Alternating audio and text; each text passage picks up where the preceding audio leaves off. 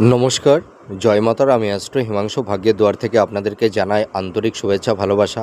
আজ আমি যে প্রেডিকশানটি করতে চলেছি, জাতকেরা হলে ডান হাতটিকে দেখুন আর জাতিকারা হলে বাঁ হাতটিকে দেখুন। যদি কোনো জাতক জাতিকাদের হাতের শুক্রের ক্ষেত্রটি যদি একটু উঁচু থাকে, পিঙ্ক বর্ণের বা লালচে আভা থাকে, শুক্রের স্থানে যদি কোনো জাল চিহ্ন, তিল চিহ্ন বা ক্রস চিহ্ন এইগুলো থাকলে কিন্তু চলবে না, ঠিক আছে। শুক্রের স্থানটি একটু ফোলা হবে, পিঙ্ক বর্ণের আভা থাকবে।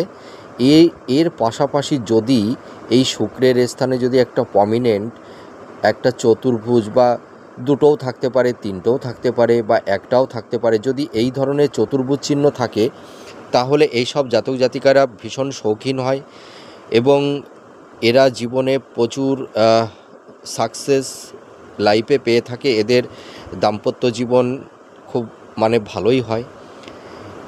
এর পাশাপাশি যদি এই সব জাতক জাতিকারা সাধারণত বিজনেস যদি করে, তাহলে অনেকটাই সাকসেস পাবে।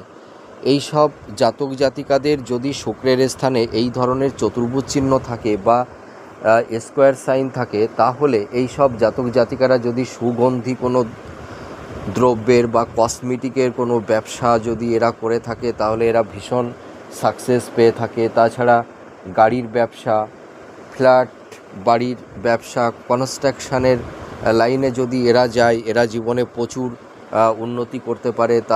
তাছাড়া শেয়ার মার্কেটে, ঠিক আছে, এই সব বিজনেসের ক্ষেত্রে কিন্তু এই সব জাতক জাতিকারা ভীষণ সাকসেস পেয়ে থাকে। মোটামুটি বিনোদন, লাক্সারিয়াস যেসব বিজনেসগুলো আছে, সেই সব ধরনের বিজনেস যদি এই সব জাতক জাতিকারা করে থাকে, তাহলে এরা জীবনে প্রচুর সাকসেস, সাফল্যতা এরা পেয়ে থাকে।